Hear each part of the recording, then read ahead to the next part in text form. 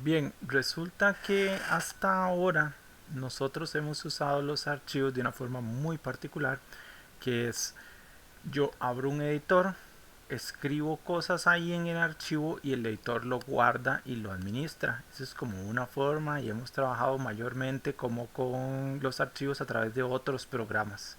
Por ejemplo, queremos trabajar imágenes, abrimos el GIMP o el Inkscape y generamos la imagen y la guardamos. No tenemos como un contacto directo con el archivo. De ahora en adelante nosotros vamos a trabajar ya, o sea, nuestros programas van a aprender a trabajar con los archivos de forma más completa.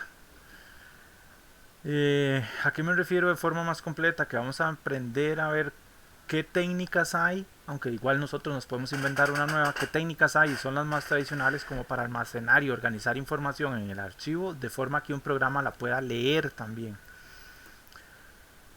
Ok, vamos a hablar un poco sobre eso.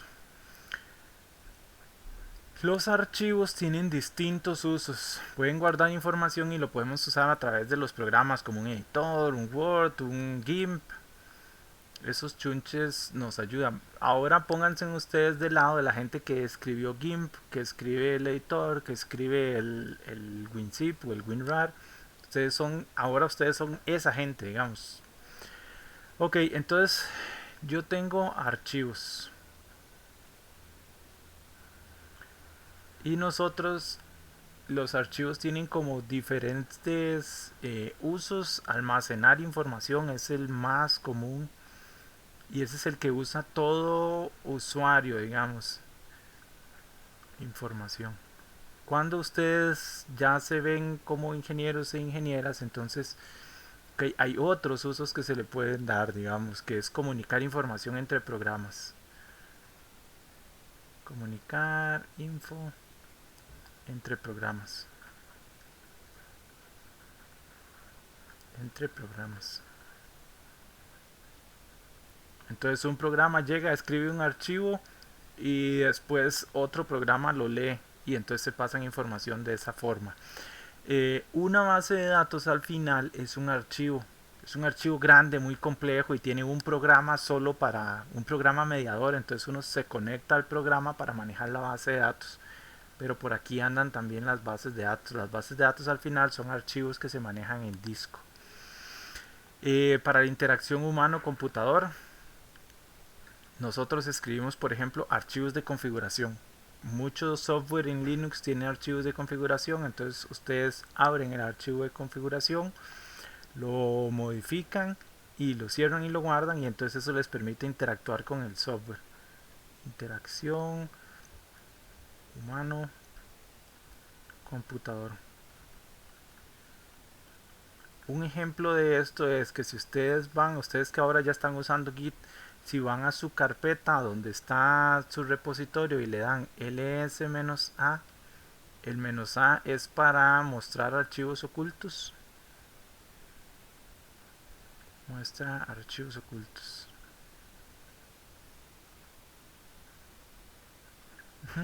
Va a aparecer una carpeta que se llama .git. En Linux las carpetas ocultas empiezan con punto. Dentro de esa carpeta .git hay un archivo que se llama config, donde ustedes pueden cambiar la configuración de algunas cosas de Git, por ejemplo su dirección de correo electrónico, el nombre que están usando para hacer los commits, etcétera, etcétera. Además, por supuesto, está la otra que es transferencia de información.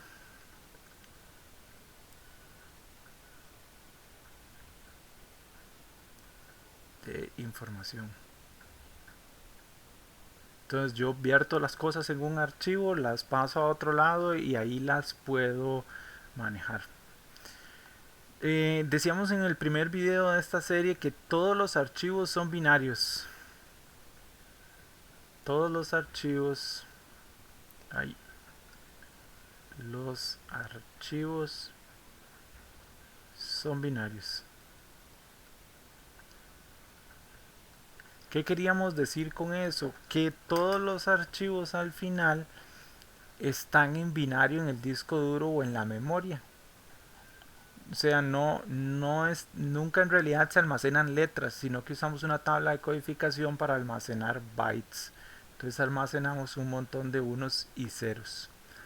Nosotros sí hacemos la diferencia entre archivos de texto plano y de binario, pero ya les digo más o menos porque todos los archivos son binarios. Esto quiere decir que en el disco duro o en la memoria RAM, el disco duro o RAM, solo hay unos y ceros. Unos y ceros. Y voy a insistir mucho en esta sección del curso sobre eso. Entonces, hay diferentes formas de acceder a los archivos. Hay tres principales que son acceso secuencial,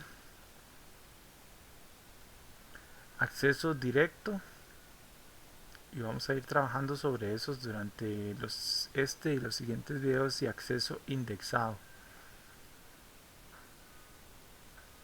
Acceso secuencial, que es el primero, es un archivo que vamos a trabajar, digamos, a partir del byte 0 y lo vamos a acceder siempre hacia adelante, no nos vamos a devolver. Los archivos de texto son archivos de acceso secuencial con bloques de tamaño de un byte. Bloques de un byte. ¿Por qué de un byte? Porque cada carácter ASCII tiene el tamaño de un byte. Quédense, depende del lenguaje de programación, lo puede manejar con otras tablas de encoding, pero C es tan viejo que usa esta cosa que se llama ASCII. Entonces, esa es la diferencia, digamos.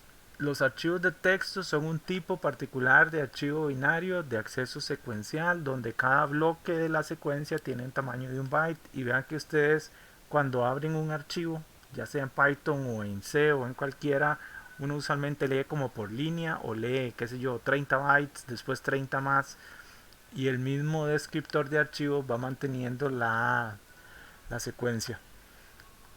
Ok, hablemos primero de cómo organizar cosas en archivos de texto, o sea, en archivos de acceso secuencial con bloques de tamaño 1.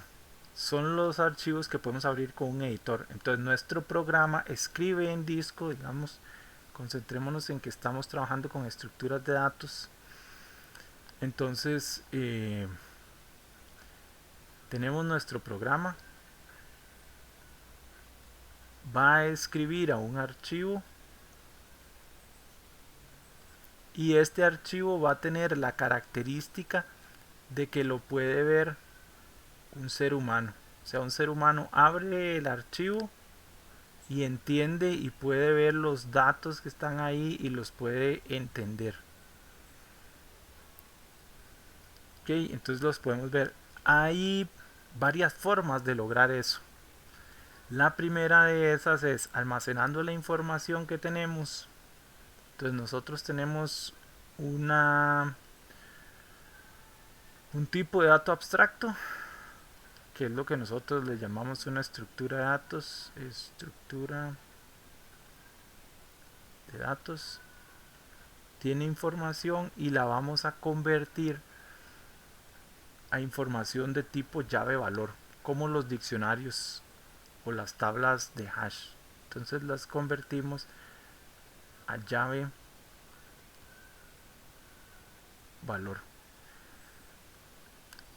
Ok, un ejemplo de esto son los archivos de configuración de Linux o los archivos .ini de ese otro sistema operativo que no voy a mencionar porque qué feo. Entonces vamos a ver, pensemos en términos de structs o de registros. Entonces yo voy a tener esta cosa de aquí. Entonces voy a tener un tipo de struct y eso lo voy a poner acá. Entonces estos son registros de tipo persona y todo lo que esté entre esta línea y esta línea va a ser parte del registro. Aquí tengo la llave, que por llave nos referimos al nombre del campo. Entonces este nombre del campo es nombre, apellido, dirección. Tenemos un separador casi siempre. entre la llave y el valor para saber dónde termina la llave y dónde empieza el valor, y este es el contenido del campo o el valor. Valor, y esta es la llave. Ok, entonces vean que aquí hay algunas características particulares. Necesitamos algo que nos indique dónde empieza el valor, dónde empieza el registro. Necesitamos saber dónde termina, que en este caso es donde nos encontramos el siguiente. Necesitamos algo que haga una separación entre la llave y el valor, separador. Y necesitamos algo que nos diga, aquí habría otro separador.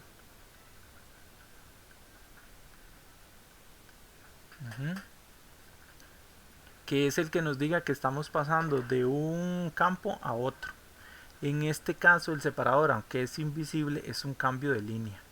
Entonces aquí hay un cambio de línea, aquí hay un cambio de línea, aquí hay un cambio de línea. Ok, entonces esta cuenta de 151 bytes es que siempre va a haber una diferencia entre la cantidad de espacio de almacenamiento en la memoria y la cantidad de espacio que ocupa en el disco duro. Entonces aquí ocupa bytes adicionales. ¿Por qué? Porque para indicar el campo acá arriba, esto que voy a señalar aquí en rojo, necesito marcar el registro, y esos son 1, 2, 3, 4, 5, 6, 7, 8, 9, más el cambio de línea, 10 bytes tiene esta línea. Esta otra de aquí tiene 1, 2, 3, 4, 5, 6, 7, 8, 9, 10, 11, 12, 13, 14, 15, 16, y el cambio de línea 17 bytes necesito esta. La siguiente 1, 2, 3, 4, 5, 6, 7, 8, 9, 10, 11, 12, 13, 14, 15, 16, 17, 18, 19, 20. Y así sucesivamente. Vean que todo ocupa espacios. Si quieren que se vean bonitos, vean que aquí yo estoy contando el espacio en blanco como un byte adicional. No se ve, pero está ahí, ocupa espacio en el disco, igual que el cambio de línea.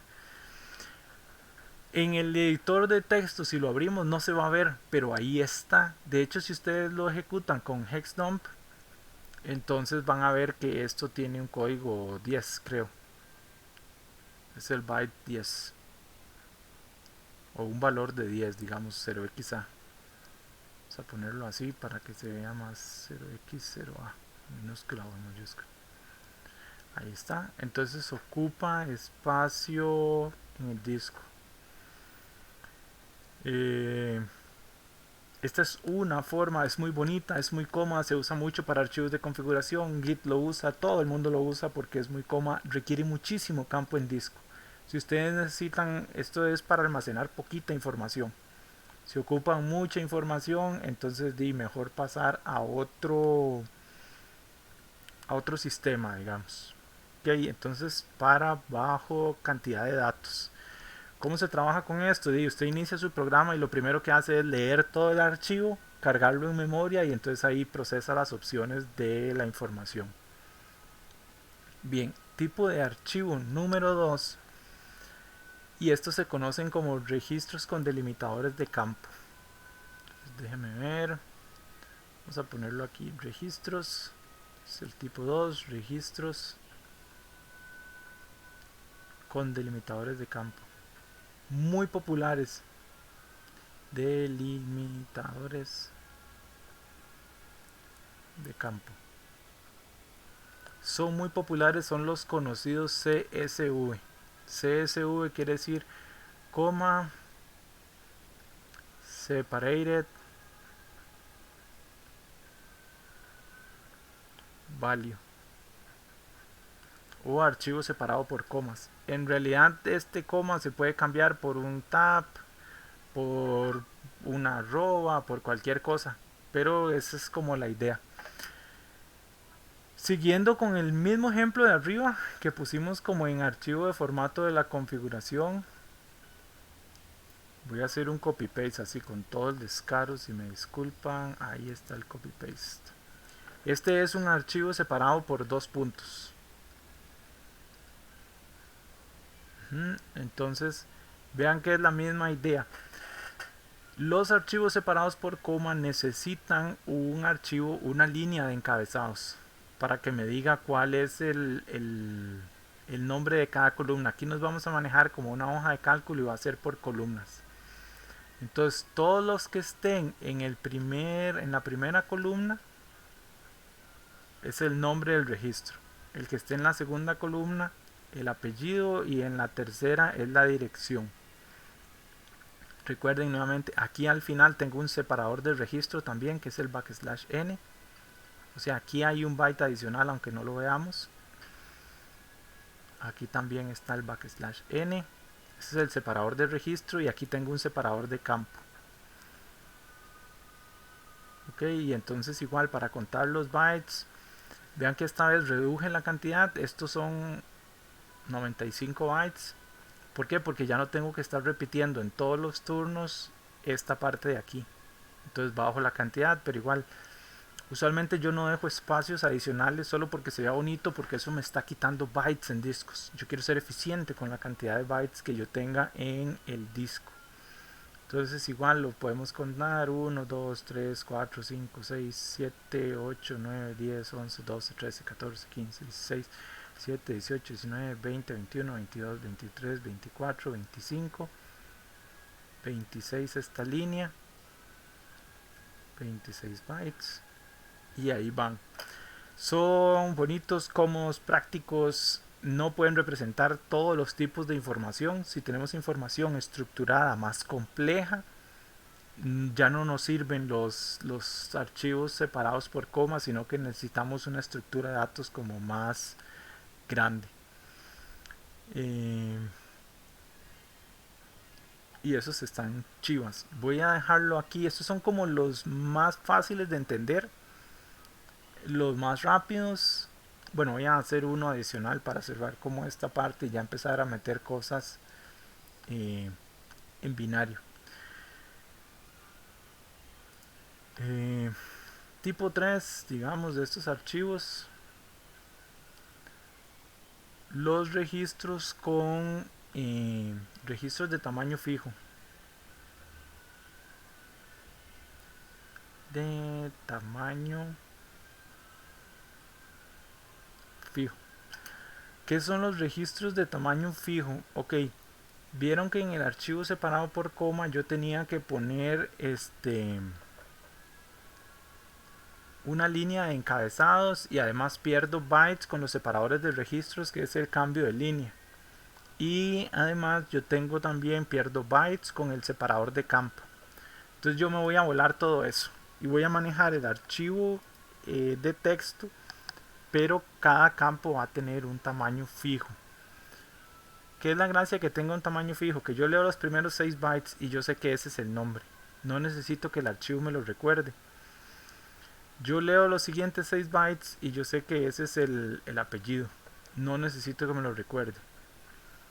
Y ahí nos vamos. Entonces, aquí, ¿qué vamos a decir? Vamos a decir que el campo de nombre siempre va a ocupar 6 bytes. ¿Qué pasa si el nombre tiene más de 6 bytes? Lo recorto, que fue lo que pasó aquí. Si ven, aquí falta la S de Francis. Y aquí falta la D de Bernard, porque excedían los 6 bytes. Entonces, nombre 6 bytes. El apellido, que es lo que está en verde, siempre va a tener 6 bytes. Y vamos a tener la descripción, lugar, demás familiares, la dirección, creo que es en este caso. Vamos a expresar la dirección en 20 bytes. Ok, primer problema, pierdo información porque tengo que recortarla. Y en algunos casos tengo desperdicio, que es esto que está acá. Si la dirección tiene menos de 20 bytes, yo igual voy a escribir 20 bytes con los espacios en blanco al final. ¿Por qué? Porque entonces yo, para brincar de un registro al siguiente, puedo usar ftel y fseek. Yo quiero la dirección de Chico, no la de Francis. La de Francis. Entonces, ¿qué hago yo? Yo le doy 20 y 12, 32. Aquí es el byte 32. Y yo le digo, mae, Con FSIC, váyase al 32 y ahí haga un fread. Los parámetros los estoy poniendo ahí nada más simbólicos, no son todos los que ocupa, de 20 bytes. Y léame 20 bytes. Y entonces me va a leer este pedazo entre acá y acá. Y después yo con el arreglo que me da del char asterisco, que agarro los 6 primeros, los copio a otro lado y sé que ese es el nombre. Los 6 que siguen los copio a otro lado y sé que ese es el apellido. Los 20 que siguen y yo sé que esa es la dirección. En este ejemplo, digamos, esta cosa toma 64 bytes, mucho menos que las otras opciones, pero tengo eso, o desperdicios o recortes, o pierdo información. Entonces es algo que tener en cuenta. Mucha base de datos vieja o hay unas bases de datos, un sistema operativo que se llama AS400, que se usa todavía en los bancos, es muy viejo, pero todavía tiene versiones nuevas. Se usa en los bancos, en computadoras super potentes, para almacenar la base de datos del banco. Y entonces tenía campos de 8 caracteres para los nombres. Vieran qué loco trabajar en esa hora. Pero digamos, se usa, es cómodo, es fácil. Aún así yo puedo abrir el archivo y ver la información. Y entonces está todo bien. Dejemos este video acá porque ya está más largo que ver una pintura secarse, y en el siguiente video vamos a seguir con más tipos de archivos.